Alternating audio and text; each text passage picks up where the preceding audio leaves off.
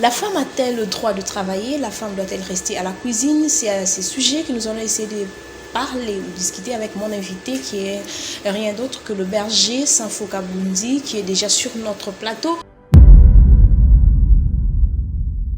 Voilà, nous sommes de retour sur ces plateaux, vous l'avez compris certainement de qui il s'agit. Il est médecin, il est aussi berger d'une église, mais ce soir on va le recevoir comme berger de son église parce qu'on va parler de la femme, non pas la femme qui est malade, mais la femme qui est malade parce que finalement elle est interdite de tout. Bonsoir. Bonsoir, madame la journaliste. Comment vous allez? Nous allons bien par la grâce de Dieu. D'accord. À l'entrée de notre sujet, pasteur, berger, vous pensez réellement, vous êtes de ceux-là qui pensent que la femme peut travailler ou peut rester à la maison? Oui, c'est une très bonne question qui est posée. Ok, avant toute chose, nous devons savoir quand la question est posée, il faut aller à la genèse du problème. Si jamais je viens et je vous dis que non, Marie et Jean, bon, finalement ils ont vécu ensemble et ils étaient joyeux dans leur mariage et c'est tout comme ça, là, tu n'as rien compris. Tu vas me demander Marie et Jean c'est qui et c'était comment, explique-moi un peu l'histoire. Alors la genèse c'est que nous devons revenir à la genèse, c'est-à-dire la femme, qui est la femme, elle vient d'où et qu'est-ce que Dieu dit de la femme. Alors, c'est par là que nous allons commencer. Et à la lumière de la parole, moi je ne suis pas responsable de la parole elle appartient à Dieu lui-même. À la lumière de la Bible, tel que prêché par William Marion Branham, qui est notre prophète. Je profite pour vous dire que le berger, il est de la communauté de ce que les autres disent des branhamistes. Il est branhamiste déjà, pour bien que les téléspectateurs comprennent de quelle tendance vous êtes. Ok, alors c'est la tendance biblique. Donc William Branham, c'est le prophète du temps de la fin. Alors ici, je ne suis pas appelé pour expliquer cela, c'est en ce qui concerne la femme. D'abord, la première chose, nous devons savoir la femme vient d'où. Dans la Bible, nous trouvons dans Genèse au chapitre 2, quand Dieu parle de l'homme, quand il l'a placé au jardin d'Éden, il n'y avait pas de femme. La femme est venue après. Et alors, juste après ça, il y a eu la chute. Bon, vous pouvez me permettre de lire quelque chose dans la Bible? Plus rapidement, parce qu'il y a beaucoup à dire. Ok, dans Genèse chapitre 2, au verset 15 jusqu'à 22, mais on va lire en sautant. À partir du verset 15, l'Éternel Dieu prit l'homme et le plaça dans le jardin d'Éden pour le cultiver et pour le garder. L'Éternel Dieu donna cet ordre à l'homme: tu pourras manger de tous les arbres du jardin, mais tu ne mangeras pas l'arbre de la connaissance du bien et du mal, car le jour où tu en mangeras, tu mourras. L'Éternel Dieu dit: il n'est pas bon que l'homme soit seul. Là, l'homme était seul. Il n'y avait pas de femme. Bon, il faut remonter à la Genèse pour voir qu'est-ce qui s'est passé au juste. Alors, l'Éternel Dieu forma de la terre tous les animaux des champs et les oiseaux du ciel. Il les a formés avec la poussière de la terre, comme il avait formé aussi l'homme avec la poussière de la terre. Mais vous verrez qu'avec la femme, c'est différent. La femme n'était pas formée avec la poussière de la terre, mais elle a été tirée de l'homme. On peut dire un sous-produit de l'homme. C'est un terme trop fort, mais c'est comme ça que les choses étaient. Alors, au verset 21, toujours du chapitre 2 de Genèse, alors l'Éternel Dieu fit tomber un profond sommeil sur l'homme qui s'endormit et il prit une de ses côtes et referma la chair à sa place. Vous voyez que la femme a été tirée de l'homme. Et l'Éternel Dieu forma une femme de la côte qu'il avait prise de l'homme et il l'amena vers l'homme. Tous les autres oiseaux, les autres animaux et autres, c'était avec la poussière de la terre. Comme il l'avait fait avec l'homme, si nous remontons vers le haut avant que Dieu ne se repose au 7e jour. Alors, et après, il a formé la femme à partir de l'homme. Donc, il a tiré la femme de l'homme. Alors, et après cela, il y a ce que nous appelons la chute. La chute est arrivée en Éden. Alors, et en Éden, quand Dieu est arrivé, il a appelé Adam. Adam a dit que non, je me cache. Il a dit, tu te caches pourquoi? Non, non, tu as mangé de l'arbre que je t'avais interdit. Il a dit, non, la femme que tu m'as donnée de l'arbre que j'allais manger. Bon, comme s'il a accusé la femme. Hein, la femme que toi tu m'as donnée. Alors, il a demandé à la femme a dit, le serpent m'a séduite. Alors, voilà, Dieu n'a pas posé de questions au serpent, c'était une bête. Il a commencé par maudire le serpent. Parce que tu as fait ceci, voilà, tu vas commencer à ramper. Je mettrai une inimitié entre ta postérité et la postérité de la femme. Ok. Alors, arrivé chez la femme, il a dit, parce que tu as fait cela, j'augmenterai les souffrances de tes grossesses. Et ainsi de suite. Hein? Alors, on peut dire ça pour... donc là, nous sommes déjà à Genèse chapitre 3. L'homme répondit, la femme que tu... Donc, chapitre 3 de Genèse, verset 12. L'homme répondit, la femme que tu as mise auprès de moi m'a donné de l'arbre et j'en ai mangé. Et l'Éternel Dieu dit à la femme, pourquoi as-tu fait cela? La femme répondit, le serpent m'a séduite. Là, c'est un autre sujet. Et ensuite, il a parlé au serpent. Il lui a dit, tu vas commencer à ramper et je vais mettre l'inimitié entre ta semence et la semence de la femme. Et qu'est-ce qu'il dit maintenant à la femme? Au verset 16, chapitre 3 de Genèse toujours, il dit à la femme, j'augmenterai la souffrance de tes grossesses qui enfantera avec douleur. Et tes désirs se porteront vers ton mari, mais il dominera sur toi. Là, c'est Dieu qui l'a dit. Il a dit à la femme, l'homme va dominer sur toi. Bon, pas dominer avec des coups de poing, mais l'homme domine sur la femme, selon la parole de Dieu. Oui. Alors, ce n'est pas comme nous voyons aujourd'hui. La femme veut prendre la place de l'homme. Dieu ne les a pas mis comme égaux. L'homme domine sur la femme. Quand Dieu a eu la chute, il a dit, désormais, l'homme va dominer sur toi. Et il dit à l'homme, vous verrez, chez l'homme, il n'a pas maudit l'homme directement. Il a dit, parce que tu as fait cela, le sol est maudit à cause de toi. Alors, vous voyez que pour l'homme, on a prononcé la malédiction, mais indirectement. Pas sur l'homme, mais sur la terre. Sur la terre. Alors, tu vas souffrir pour trouver la nourriture. Alors, c'est le sol qui a été maudit. Pourquoi? Parce que ce n'était pas l'homme qui avait péché. Nous allons voir avec vous dans la Bible comment Dieu, la Bible nous dit. Vous allez donner des versets, le téléspectateur va lire, mais vous allez tout justement nous expliquer parce que ça va prendre plus de temps. Mais si je vous comprends bien, vous êtes de ceux-là qui pensent que la femme doit rester à la cuisine.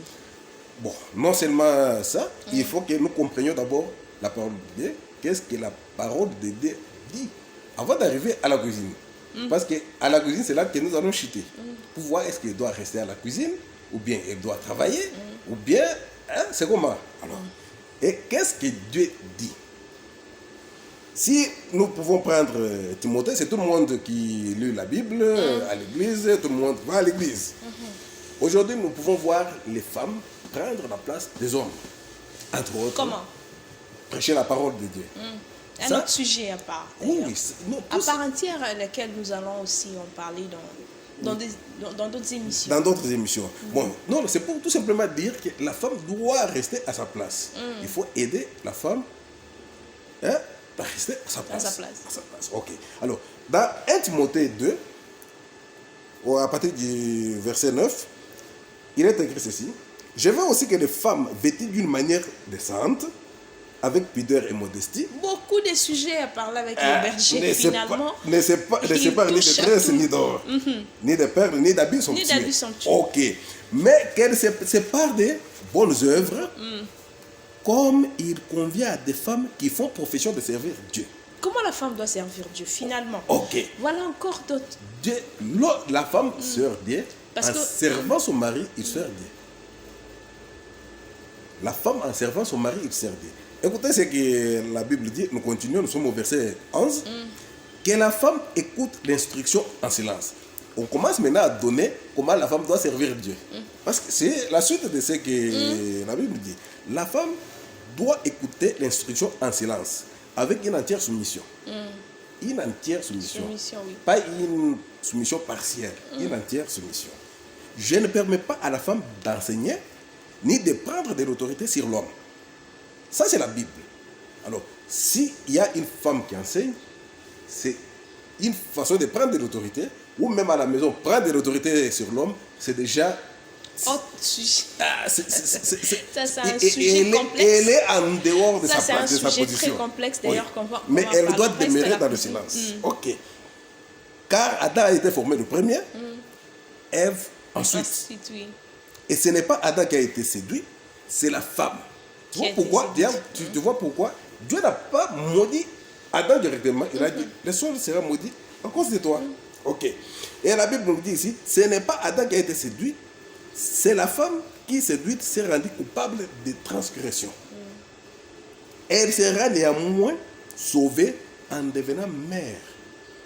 Mère, là, ce n'est pas dans la rue, faire la prostitution, c'est au foyer. Oui. Elle sera sauvée en devenant mère. Si elle persévère avec modestie dans la foi, dans la charité et dans la sainteté. Donc, ici, ça nous montre déjà que la femme doit être au foyer. Mais on n'a pas encore chuté pour bien expliquer la chose.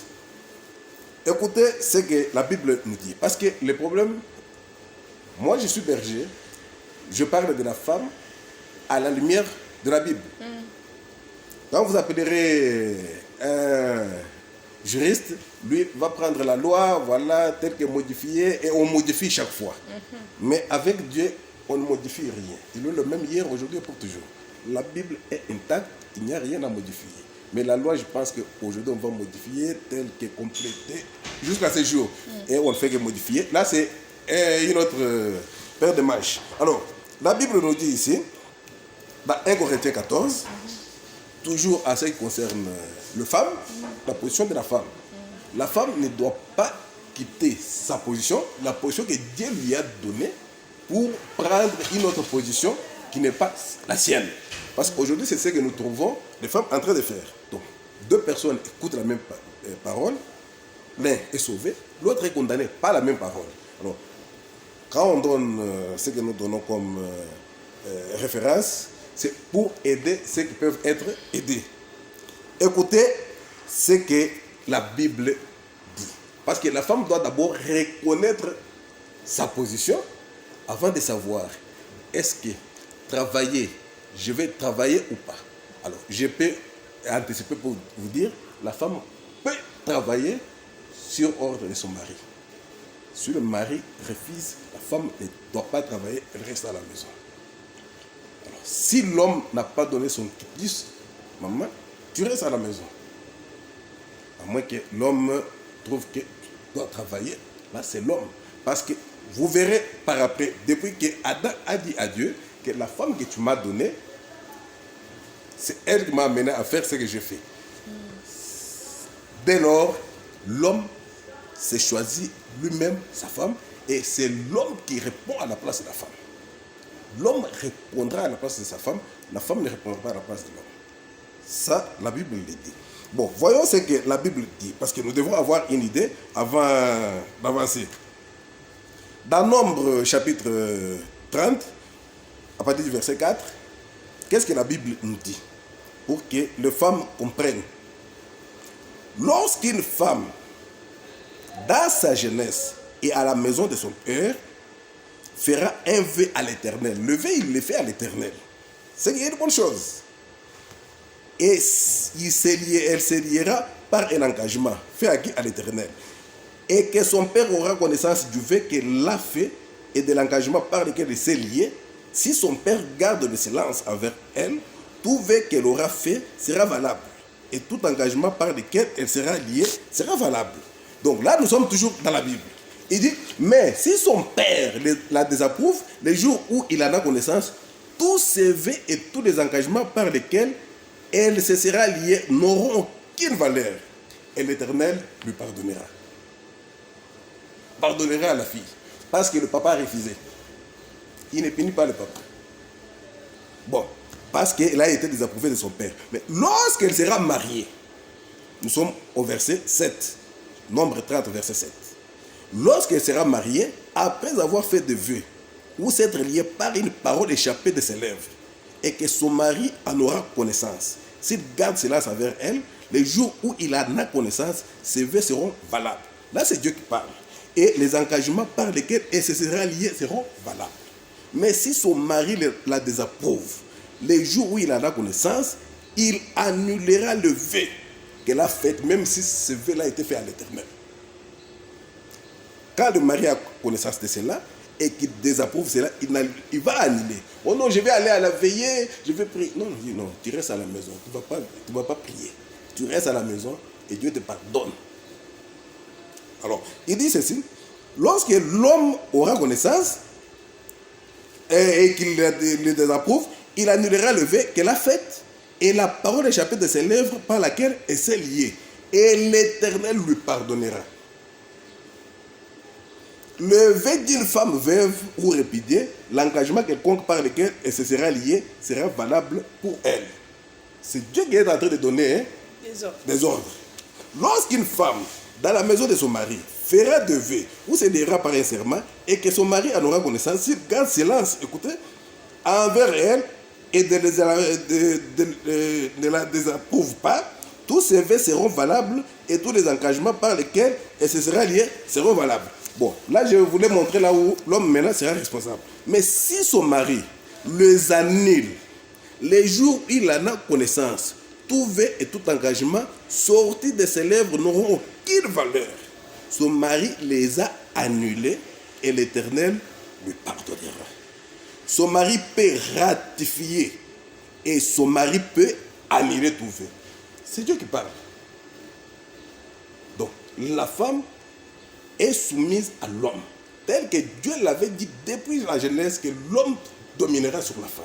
Mais aujourd'hui, on trouve les femmes qui veulent prendre la place des hommes. Ce qui est une malédiction. Parce que ce qui n'est pas la parole de Dieu, c'est une malédiction. Alors, écoutez maintenant. S'il garde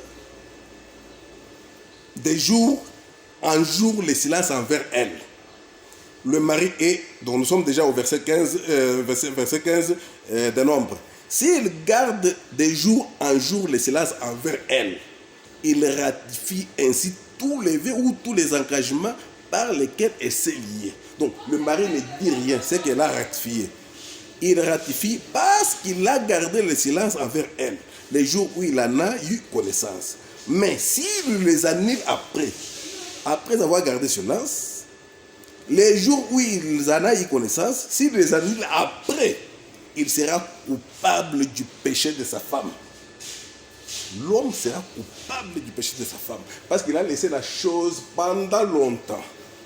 Pour Dieu, l'homme a ratifié cela. Mais s'il vient annuler ça après, il va porter le péché de sa femme. C'est là que Frère Branham dit, l'homme répondra pour la femme ne répondra jamais pour l'homme. On comprend tout cela, on comprend que la Bible dit que tous les désirs de la femme resteront portés sur l'homme. C'est ce que vous avez expliqué en long et en large, c'est ce que les téléspectateurs aussi ont compris. Mais vous ne pensez pas qu'au fil du temps, par exemple, je vous donne un exemple, le mari ne travaille pas. Le mari ne travaille pas, finalement à la maison il n'y a pas à manger. Est-ce que cette femme doit rester à la maison? Moi, je pense que vous frappez plus sur le travail que sur cette femme qui est en train de vendre, par exemple. Ok. Bon, là, écoutez ce que Frère Branham dit à propos. Il dit ceci. Nous prenons... Le berger n'a pas d'opinion. Lui, il prend que la Bible et le Frère Branham. Oui, parce que c'est notre prophète. Il faut aussi signaler que tous nos téléspectateurs ne sont pas aussi branhamistes. Peut-être que...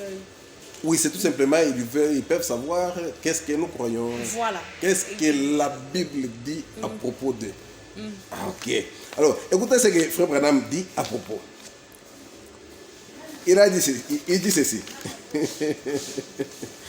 Eh bien, c'est dans question et réponse sur la Genèse. Là, c'était une prédication prêchée le 29 juillet 1953. Frère Branham dit ceci. À partir du paragraphe 74, il dit ceci. Bon, maintenant, je pense que cela pourrait expliquer la chose à propos de l'homme et de la femme. Laissez-moi donc expliquer ceci convenablement, afin que vous puissiez comprendre. La femme est sous l'autorité de son mari. Et la Bible dit que l'homme doit dominer sur sa femme. Mais combien ils ont changé cela? La femme commence à dominer sur l'homme. Mais permettez-moi de vous dire Vous quelque pensez que chose. travailler, c'est dominer sur l'homme? Non, écoutez, je vais en arriver parce que je voulais expliquer ce que je venais de lire dans Nombre. Mais permettez-moi de vous dire quelque chose. Messieurs, vous aurez à répondre pour votre femme, mais votre femme n'aura jamais à répondre pour vous. Vous êtes le chef de la femme et Dieu est le chef de l'homme. Alors, là où tu m'as posé la question de savoir, est-ce que la femme doit rester seulement à la maison ou elle peut faire quelque chose? Écoutez, c'est que le frère Branham dit, il dit ça il devait passer par là au paragraphe 20. Je prends juste vers le bas là, il dit, la place d'une femme, c'est au foyer, auprès de ses enfants. Eh bien, si son mari est malade et qu'elle doit travailler, ça c'est autre chose. Là, c'est Frère Branham qui le dit. Ça c'est autre chose. Mais la place de la femme, c'est à la maison. Tu vois, il n'a pas refusé que la femme peut travailler. Mais pourquoi? Elle ne peut pas travailler.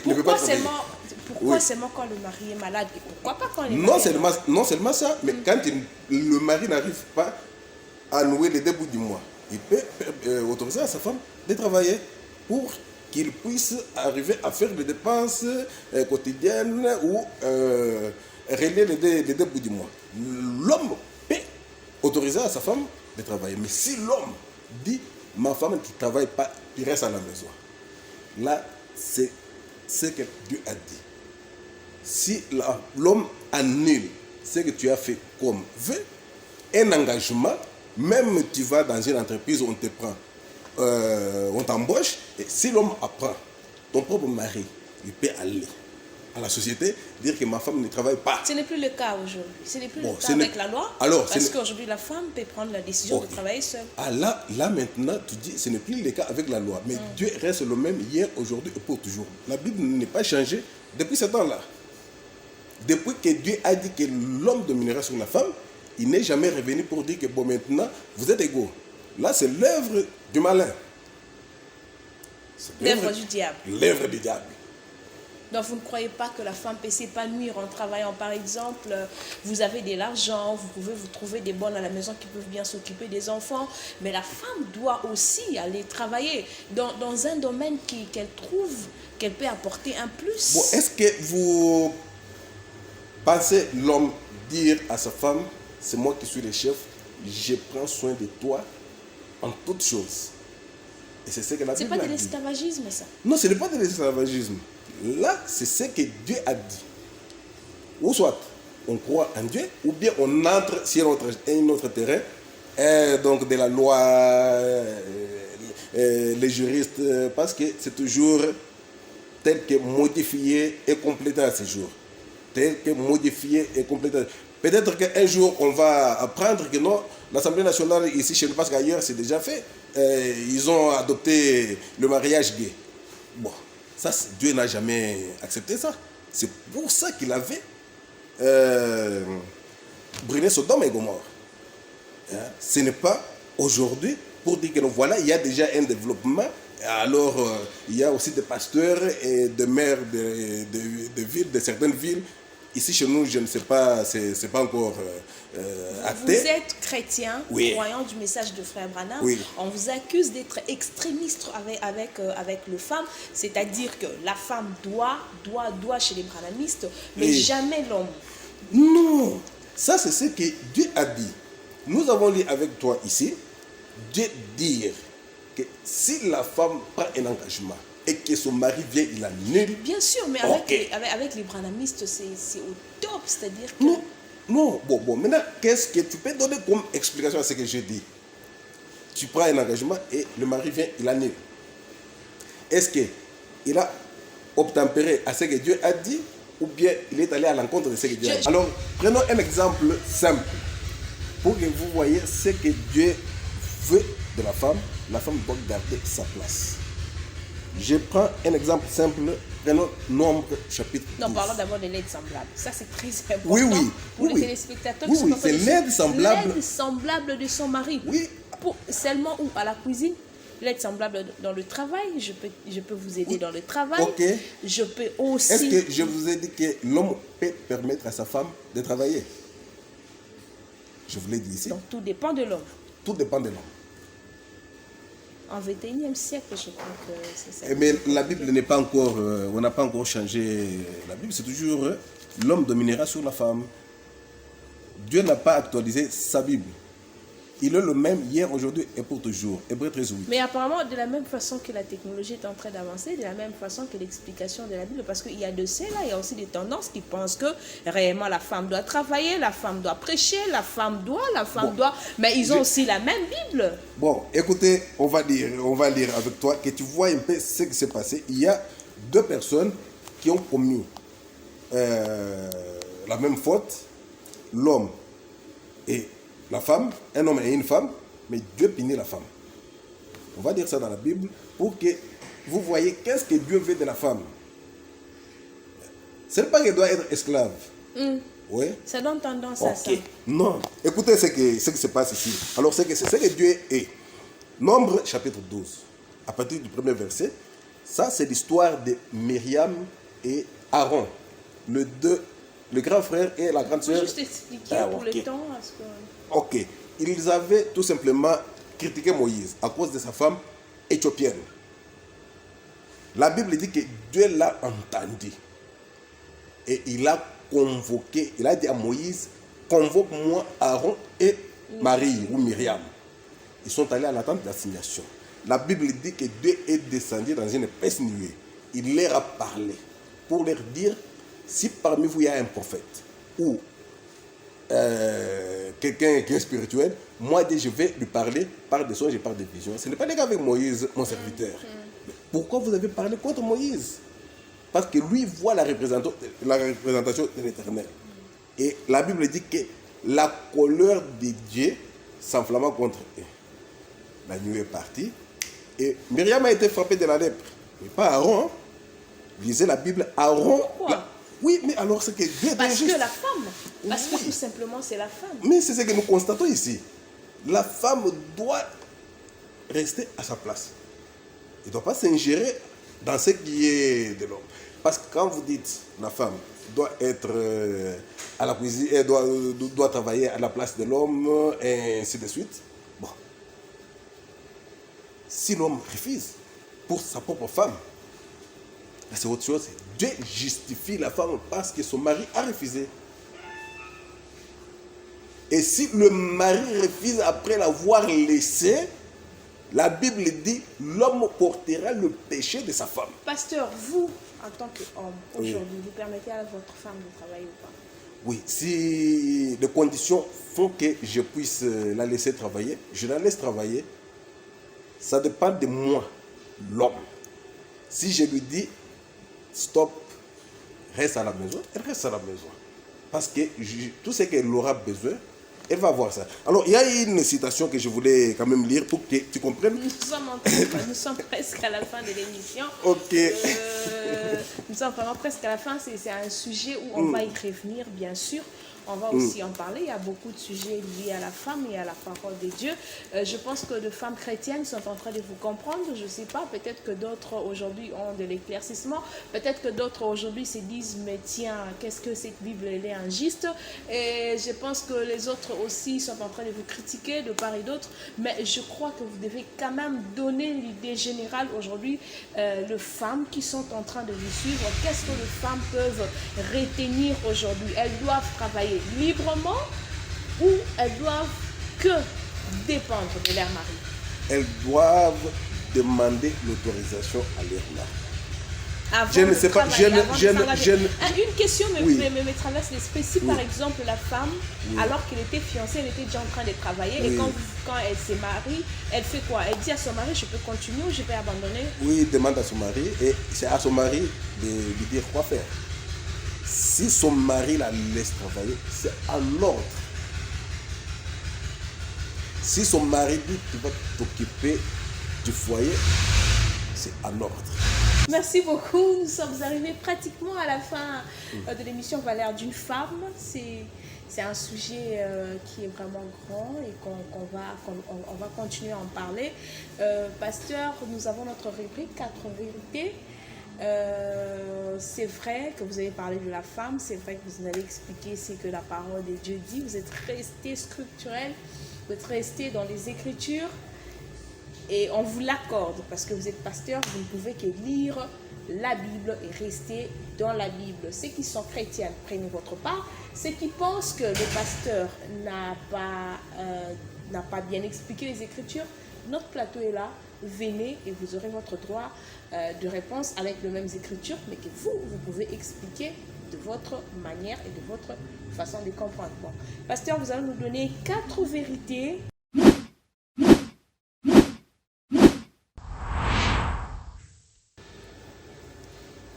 Vérités. On vous voit, berger c'est faux, docteur c'est faux, en général.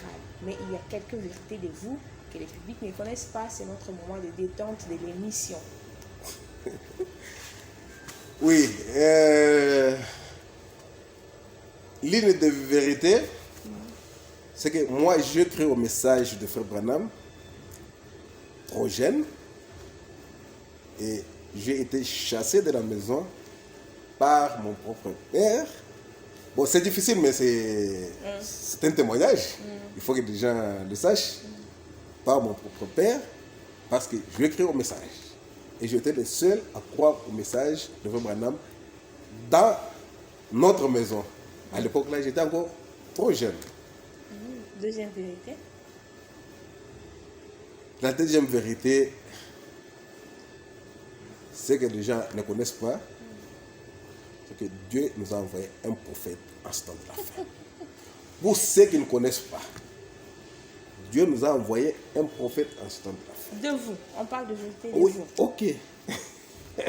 De vous seulement. Bon. Tu sais que parler de soi-même, c'est difficile. Ouais. C'est difficile. Oui. C'est plutôt d'autres personnes qui peuvent parler de moi. Mais j'ai toujours entendu les gens dire, je ne sais pas. Moi, je crois que je suis comme tout le monde. Et les gens m'ont toujours dit que tu n'es pas comme tout le monde. Quand toi, tu arrives, tu salues tout le monde. Bon, je ne veux pas parler de mes confrères. Bon, chacun a son tempérament. Voilà. Ah oui. Vous avez Tu es un médecin jovial. Voilà. Quand tu arrives, tu salues tout le monde. Tu n'as pas de distinction. Partout où tu Donc arrives. c'est un homme humble. Bon, humble, là, il faut que les gens disent ça. Oui, bien sûr, mais c'est l'une de vérité. Bon, la dernière.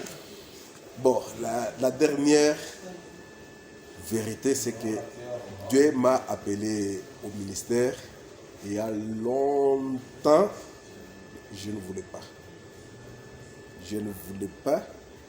Dieu seul sait. Mais je ne voulais pas.